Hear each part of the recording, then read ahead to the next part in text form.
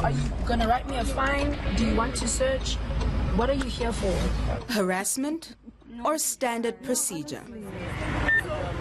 A young woman out with her friends says she was randomly stopped, chased and harassed by JMPD officers and undercover cops in the middle of the night. The men in the unmarked vehicle jump out. The one is holding a rifle and they're yelling at us to get out of the car, get out of the car, get out of the car, get out of the car. At this point, we're completely perplexed. We're not sure what is happening. No one has explained what they want from us.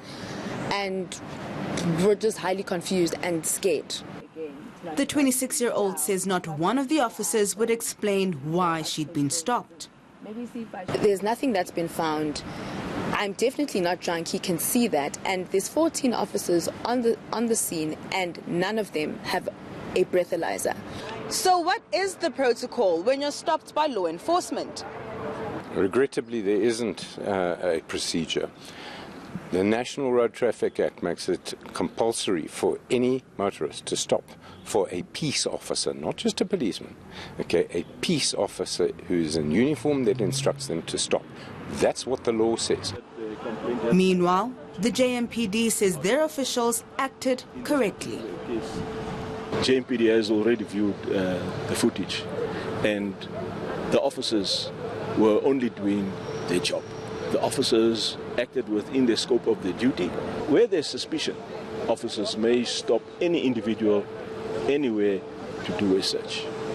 I disagree highly. We shouldn't be tormented and harassed by civil servants as law-abiding citizens. It's impossible that everything that happened to me happened correctly. JMPD has denied the allegations of harassment and says the officers were merely doing their jobs. Slindalo Masigan, Johannesburg.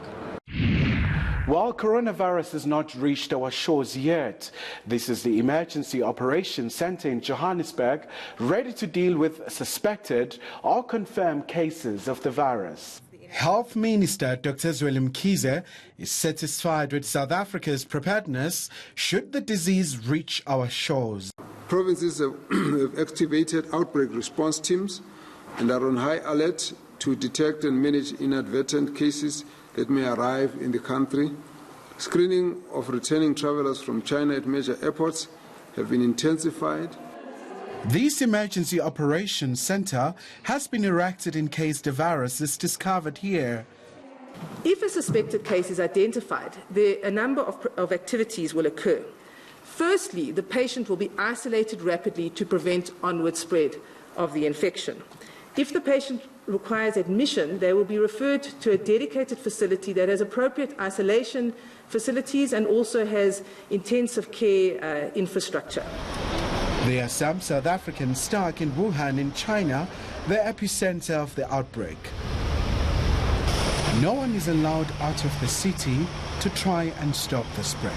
DIRCO is aware of at least 35 South Africans in Wuhan city, and they are in touch with the citizens who are there as well as the authorities, and therefore if there's any need to respond or to do anything, they will be in a position to judge that. At the moment, they believe that we just need to monitor that situation. No travel restrictions have been put in place for visitors from China to South Africa. Khalihle Khumalo, Johannesburg.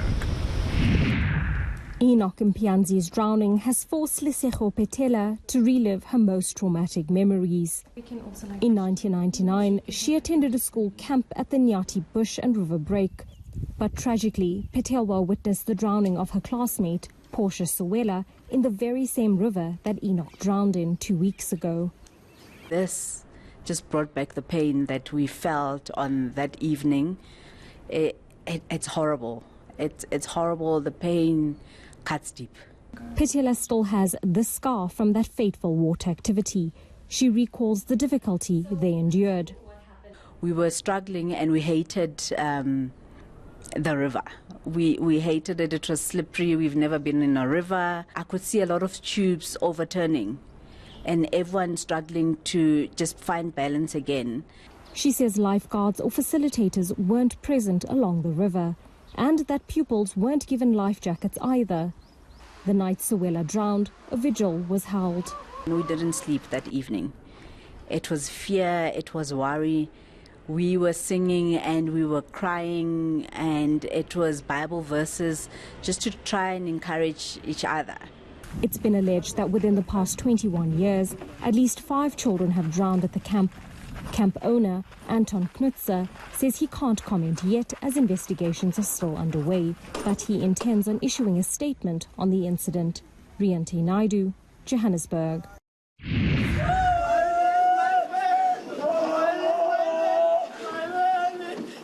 A grieving family and a school trying to pick up the pieces. He was only 13 years old with dreams of becoming a lawyer. Enock Mpianzi went to a school camp 2 weeks ago and came back in a body bag.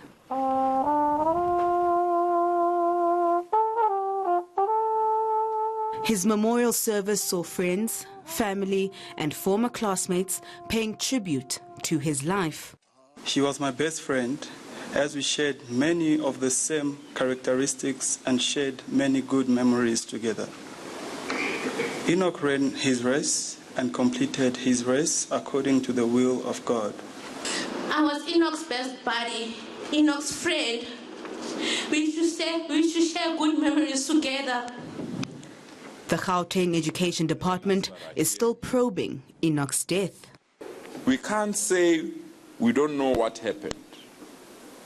And I've urged all the investigation teams that are dealing with this matter that the report must be made available as soon as possible.